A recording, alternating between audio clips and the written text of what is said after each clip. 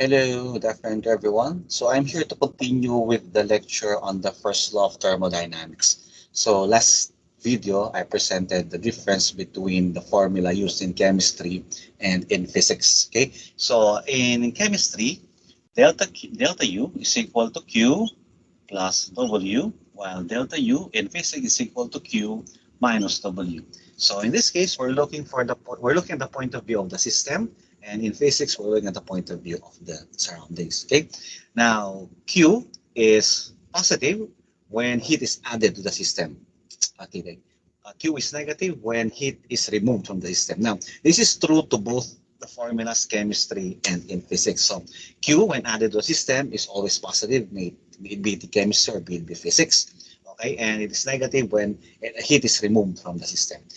It's either physics or chemistry, pareho lang. Okay, now the difference is in work. Okay, so in chemistry, work is negative when it is done by the system, but in physics, it is positive. Okay, and in chemistry, work is negative when it is done to the system. Sorry, negative when it is done by the system, but in physics, it is negative.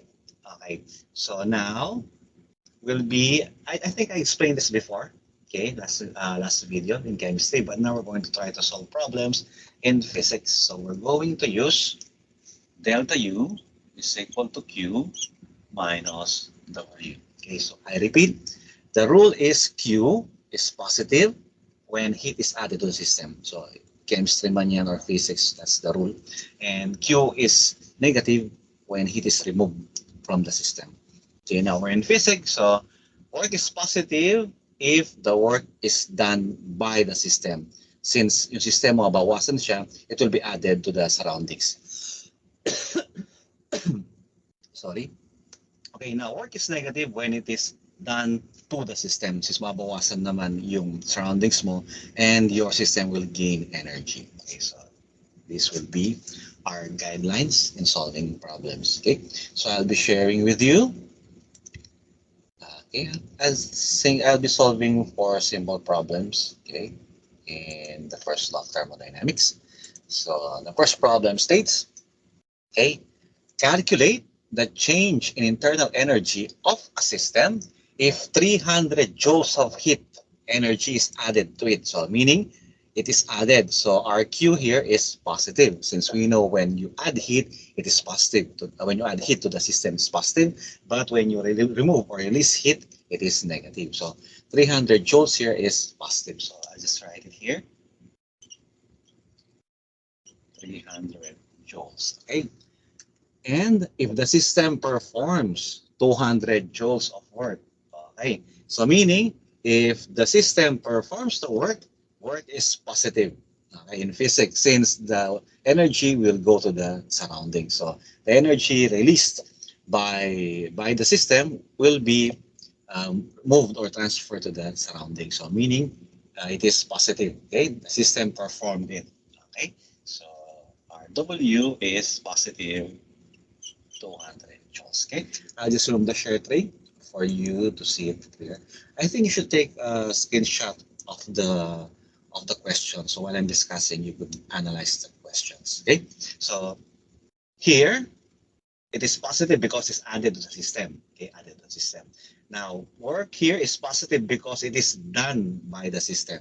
Okay, it is done by the system. It is in the problem. It's done by the system. Therefore, your delta U now, change in internal energy, is equal to Q minus W, which is equal to 300 joules, minus, this is positive then, 200 joules. Okay, so that is equal to 100 joules. So the change in internal energy is equal to 100 joules. If, actually, you could analyze it, no? 300 joules was added to the system, and then the system performed 200 joules of work. So nadagdagan siya 300, but it performed 200. So what remained is 100 joules. Okay, so hopefully this clear. Just remember our guidelines, okay, in heat and in work. Okay, now I repeat, heat is true to both chemistry and physics. When added, it is positive. When removed, it is negative. But in physics, work is positive when it is done by the system, and it is negative when it is done to the system. Okay, now Now let's try to solve another problem.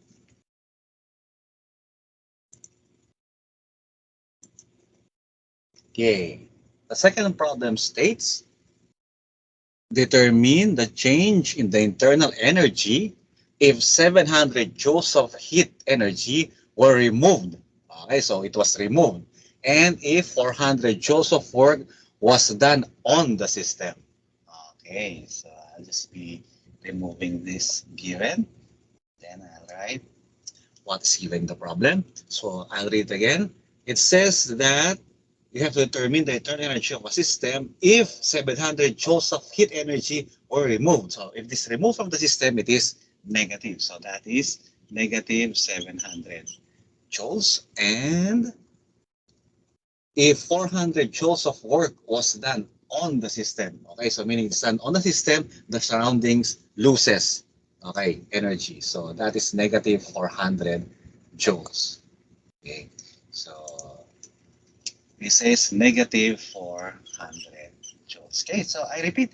So negative 700, since it was removed from the system, that is your Q, and then it is 400, negative 400 joules since the work was done to the system or on the system. So it is negative. Therefore, what's the change? Your change in internal energy is equal to Q minus W, so that is negative 700 joules minus negative 400 joules. So that is equal to, this becomes positive, okay, positive 400. So we have negative 300 joules. So the change in internal energy is equal to negative 300 joules. Okay, so hopefully it's clear. I would repeat it for to be sure.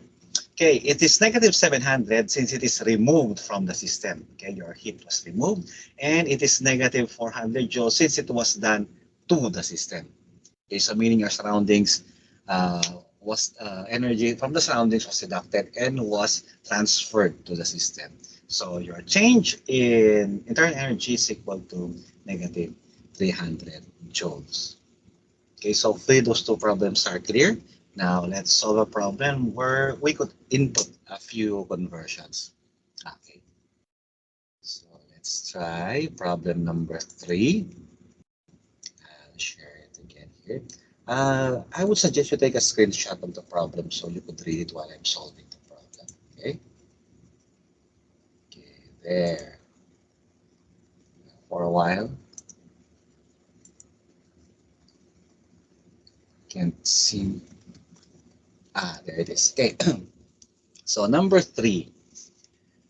1,500 joules of heat energy was added to a gas. Okay, so your system is gas. Okay, so I will write that first. So heat is added, so it is positive. So your Q now is equal to positive 1,500 joules. Okay. The gas expands at a constant pressure of 45 pascals, okay, from 0.02 square meters, cubic meter to 0.05, sorry, cubic meters, okay? So how much work was performed by the gas or on the gas? So we're going to see if the work was performed by the gas or on the gas. Okay? And then finally calculate the change of the internal energy of the system. Okay, so first let us look at the given. So 1,500 joules of heat energy was added, so it is positive. Okay, then gas expands at a constant pressure of 45 Pascal from 0.02 cubic meters to 0.05 cubic meters. Okay, so I'll just write the given.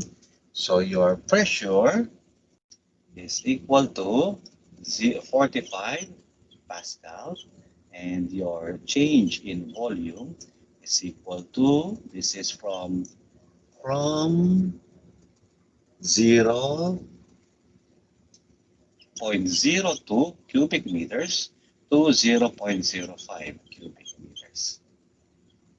Okay, so I'll just remove the share tray.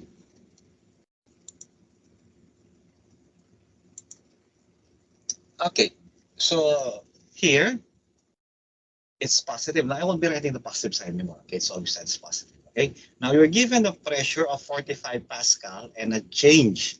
Okay, so I have a change in volume. Wait. Maybe I'll just write it as work. Okay, so your work actually is equal to pressure multiplied by the change in volume.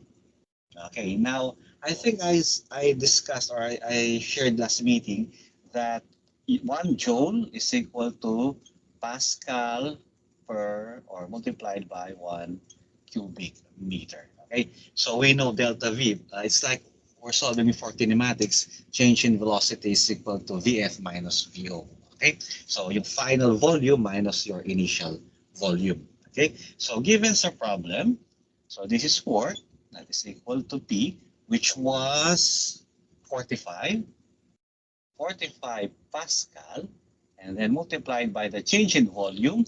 So change in volume is 0.05 cubic meters from 0.02 cubic meters. Okay, so let's try to solve this. This is equal to 0.05 minus 0.02 multiplied by 45.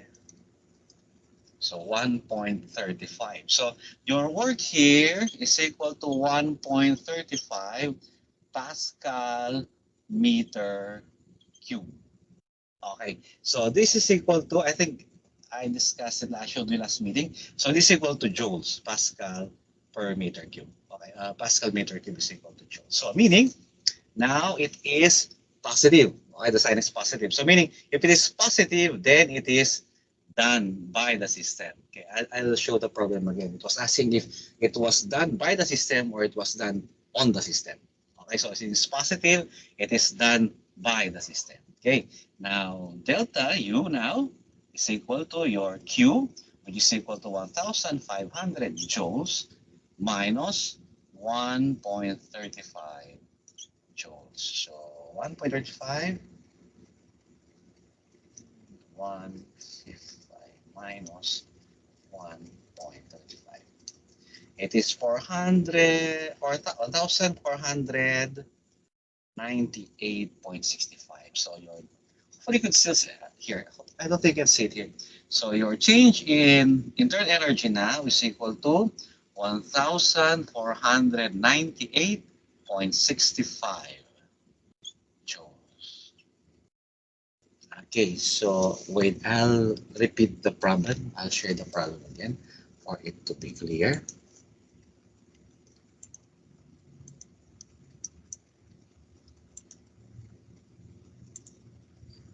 Okay, so let's analyze it. 1,500 joules of energy was added to a gas. So meaning it was added to the system, to the gas. Okay, so meaning your Q is positive. Okay, the gas expands, so the system expands, meaning your system is the gas. Okay, at a constant pressure of 45, so it's 5.00 no, Pascal, from 0.02 cubic meters to 0.05 cubic meters. So your change in volume is delta V is equal to your VF minus your VO. Okay, I think we know that before. So how much work was performed? So we're going to solve for the work by the gas or on the gas. Okay, so meaning if your answer is positive, then it is done by the gas. If it is negative, then it is done on the gas. Okay, so but we got a negative as a positive answer, so it was performed by the gas. Okay, obvious naman eh, kasi nag-expand siya. So meaning yung gas na nagtrabaho, kasi siya yung nag-expand eh. Okay, so yung gas na nagtrabaho doon. Okay, or on the gas. And calculate the change in internal energy. Okay, so again, bitin natin. Is positive. Okay, 150 kasi it was added. Okay, now your work is pressure multiplied by your change in volume. Okay, so your pressure is 45 Pascal. Then changes your final volume minus your initial volume. So from 0.02, nag-expand yung gas mo. That's why it did the work. Siya yung nag-expand niya. Okay? So from 0.02, nag-expand siya to 0.05. Okay? So yan. Sorry, this is cube.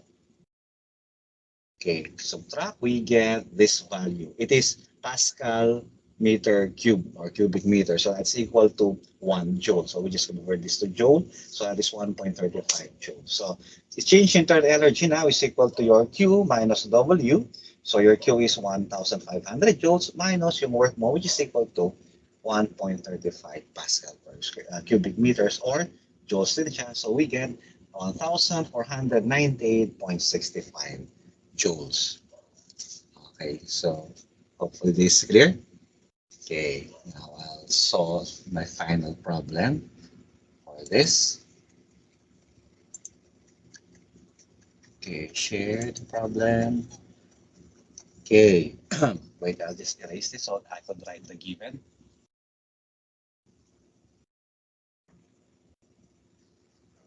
So number 4, so I'll just write delta U minus W. Okay, so number 4. 2,500 joules of heat energy was removed from a gas. So if it is removed, it is negative. I'll just write it on the board. Q is equal to negative 2,500 joules. So it is removed. Okay. The gas was compressed at a constant pressure of 3.0 atmospheric pressure. So ATM is atmospheric pressure.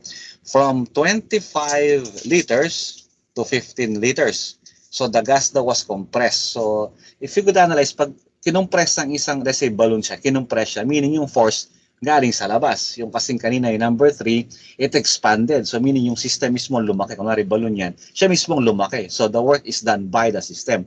Now in this case, sabi niya, kinumpress daw siya, meaning hindi na pwedeng mag-compress na basta yon. So meaning, na-compress siya due to an external force. So meaning, the work was done on the system. Okay, pero check natin mamaya ang sagot, no? Pero malalaman natin is on the system. Analyze pa lang yung problem, malalaman mo na siya. Okay, so from 25 liters daw to 15 liters. Okay, so again, how much work was performed by the gas or on the gas? Okay, sasagtin natin yan. Pero pag lumabas na sagot man on the gas, so that is negative, ang nalabas answer. Pag positive, it is done by the gas. Pero in this case, parang alam mo na yung sagot kagad eh. Kasi na-compress siya eh. So hindi na basta mo-compress ng system na yan unless there's an external force. Okay, so let's try to solve it. Wait, I'll just remove the share tray.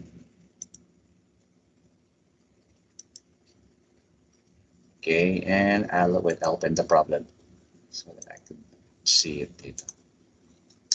Okay, so kanina rin, it is pressure multiplied by change in volume. Okay, so this is negative. Alam natin negative kasi it is removed from the system, so negative na siya. Now, your work now, tulad nung kanina, pressure multiplied by the change in volume.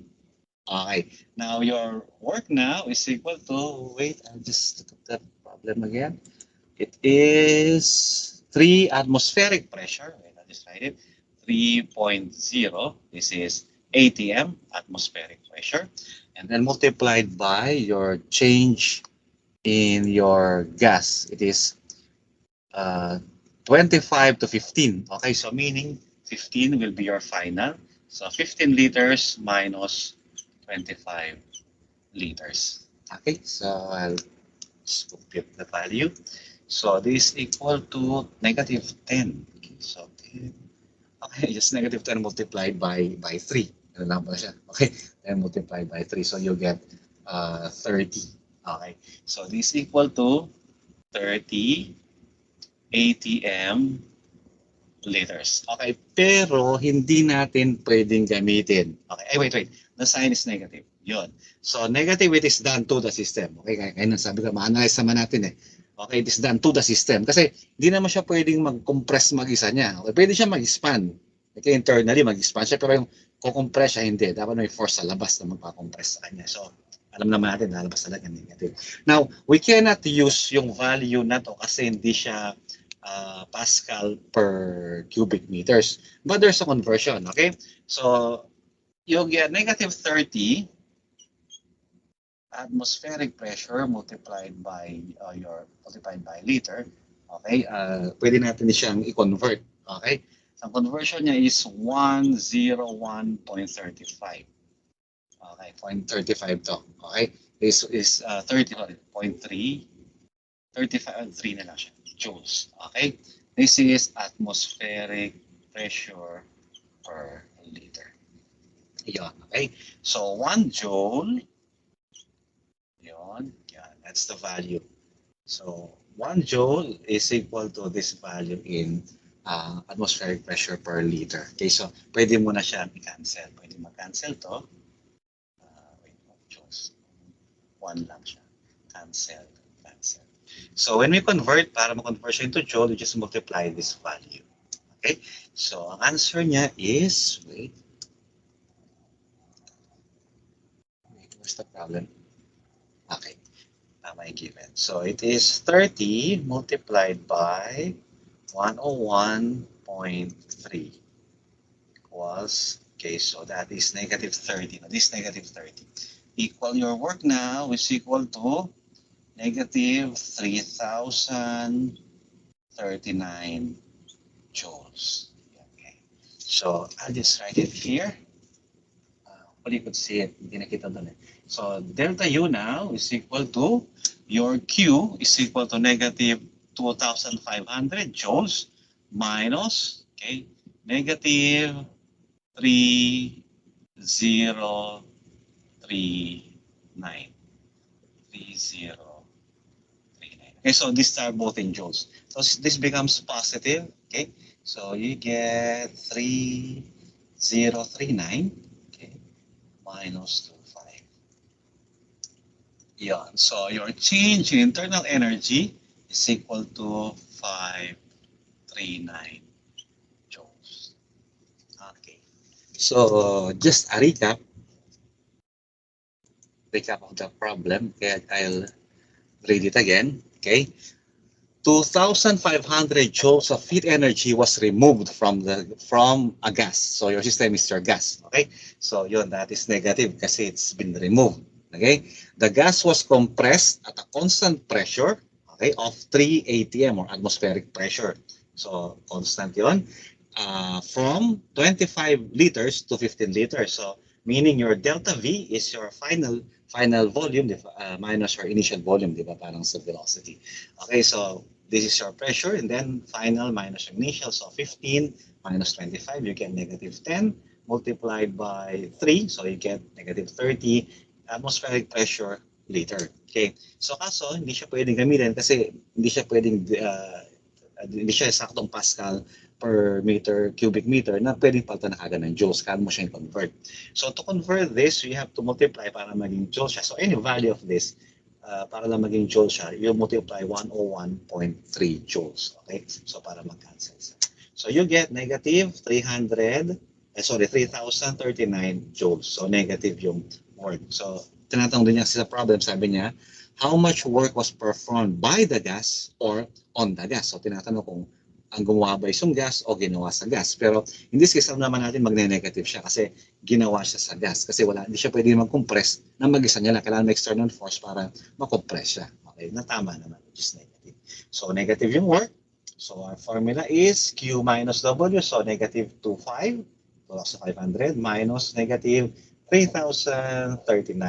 Okay, so they're both in joules. So our answer is positive 339 joules. So that is the change in the internal energy of the system.